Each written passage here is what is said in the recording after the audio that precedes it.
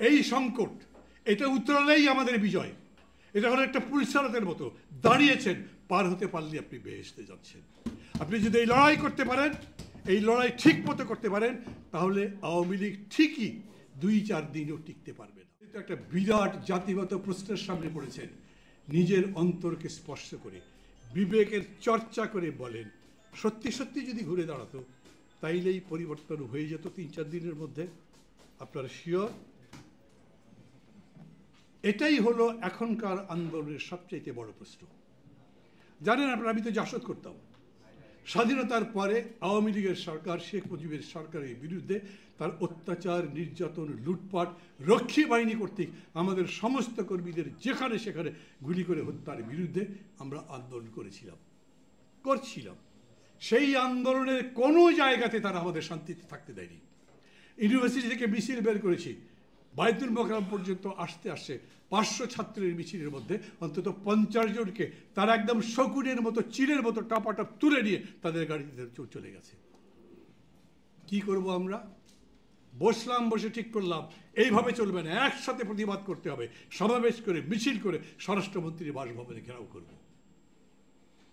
যাদের যাদের মনে আছে তারা জানেন, আমাদের সাথে তখনই প্রায় লাখখানেক লোক মিছিল করে গেছে।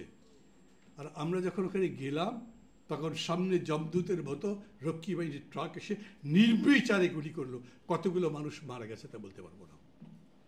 শুধু সাংবাদিকরা বলেছেন, আপনারা গুলি করবার পরে যখন চলে গেছেন তখন সমস্ত রাস্তার মধ্যে শুধু জুতা স্যান্ডেল ছিল। কতগুলো? শত শত, হাজার হাজার।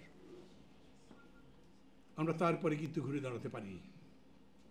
থামসাট ইউনিভার্সিটি, থাইল্যান্ড, জানেন আপনারা, ছাত্রদের সে বিশাল বিক্ষোভ, থাইল্যান্ডের পুলিশ এবং সামরিক বাহিনীর সদস্যরা মিলে গুলি করে হাজারের উপরে ছাত্র মেরে ফেলেছিল ক্যাম্পাসের মধ্যে।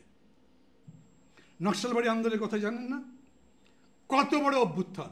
চীনের রেডিও থেকে বলা হচ্ছিল ভারতবর্ষের নতুন সূর্যের উদয় হচ্ছে। সেই নকশালবাড়ি আন্দোলন নাই। কি মনে হচ্ছে আপনাদের?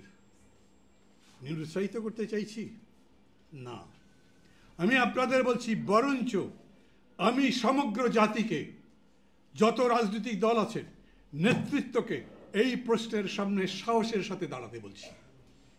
এই সংকট এটা উত্তরালেই আমাদের বিজয়। এটা হলো একটা পুলিশারতের মতো, দাঁড়িয়েছেন, পার হতে পারলে আপনি বেহেশতে যাচ্ছেন। আপনি যদি এই লড়াই করতে পারেন, এই লড়াই ঠিক মতো করতে পারেন, তাহলে আওয়ামী লীগ ঠিকই 2-4 দিনও টিকতে পারবে না। কিন্তু কীরকম করে করবেন? আবার তো শুরু করছেন, আবার কালো পতাকা মিছিল করছেন, আমরা গণস্বাক্ষর সংগ্রহ করছি, সমস্ত রাজনৈতিক দলগুলো কর্মসূচিতে মাঠে নেমেছে। আবারও কোনো না কোনো সময়, যত তাড়াতাড়ি হোক কিংবা দেরিতে হোক, আপনাদের সরকারের মুখোমুখি, মানে রাষ্ট্রশক্তির মুখোমুখি দাঁড়াতে হবে। একই প্রশ্ন আসবে, আবারও তারা গুলি করতে চাইবে।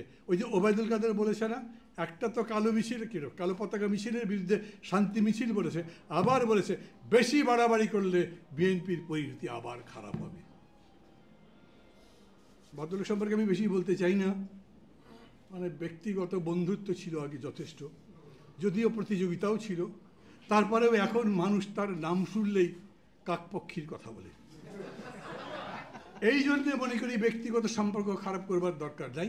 কিন্তু এই যে আগেও উনি বলেছিলেন, একবার নূর বললেন না, তার বক্তৃতাতে বলেছিল আর একটা ৭৫ করব, তোমাদের এটা করতে দেব না।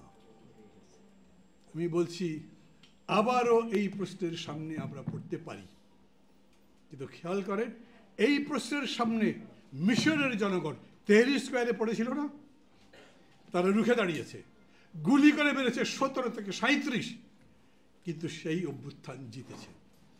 আর মিয়ানমারের কথা যদি বলেন, তাহলে যত বড় অত্যাচার, যত বড় নির্যাতন, যেরকম বেধড়ক গুলি করে মেরে ফেলা, তার বিরুদ্ধে মানুষ রুখে দাঁড়িয়েছে। এখন সামরিক বাহিনীর সদস্যরা পালাচ্ছে, বিদ্রোহীরা জিতছে। সিদ্ধান্ত নিতে হবে সবাই মিলে, পুতু পুতু করে কিচ্ছু হবে না। ডিসাইড করতে হবে, লড়াই করব, চূড়ান্ত লড়াই। সেই লড়াইয়ে যা মূল্য দিতে হয় সে মূল্য দেব। আমি তো কোনো সন্ত্রাস করছি না, ওরা বলতে পারে, কিন্তু সন্ত্রাস করে সরকার। এত বড় শান্তিপূর্ণ সমাবেশে এই যে বিভাগে বিভাগে যখন হলো 22 জন মানুষকে গুলি করে মারেনি, আমাদের পক্ষ থেকে তো কিছু করা হয়নি। অতএব আপনি চুপ করে থাকবেন, আপনি মনে করবেন দেখি কোনো রকমে একটু অ্যাভয়েড করি, অন্তত এই টার্ম অ্যাভয়েড করি, তাতে ভুগবে না। তাতে আওয়ামী লীগ আপনাকে ছাড় দেবে না, দেয়নি। আপনি একবার অফিসের সামনে থেকে চলে গেছেন গোলাপবাগ, আবার এইবার সমাবেশ করবার আগে বলেছেন যে আমরা শুধু সমাবেশ করব, থাকবো না, তারপরে একদিন পরে কর্মসূচি ঘোষণা করব। কিন্তু সরকার মনে করেছে এই একদিনই যদি সময় দিই আর তার মধ্যেই যদি তারা সেখানে বসে যায়, ঘুরে দাঁড়ায়, তখন কি আমরা ঘুরে দাঁড়াতে পারবো? আমরা যার বিরুদ্ধে লড়াই করছি, খেয়াল করবেন, অনেক সময় বলে আন্দোলন, আওয়ামী লীগ বলে আন্দোলন কাকে বলে তা আমরা বুঝি, আন্দোলন কিভাবে করতে হয় তা বিএনপি আমাদের কাছ থেকে শিখতে হবে। আমি তো ছাত্র আন্দোলন করেছি, আমি জানি শেখ মুজিব 6 দফা দিয়েছিলেন 66-তে, আওয়ামী লীগ সেই আন্দোলন জাগাতে পারেনি। সেই আন্দোলন চালু করে রেখেছিলেন মাওলানা ভাসানী, আর সেই আন্দোলনকে বিজয়ের জায়গায় নিয়ে গেছিলেন ছাত্ররা, ছাত্র সংগ্রাম পরিষদ। শেখ মুজিব তো জেলেই ছিলেন।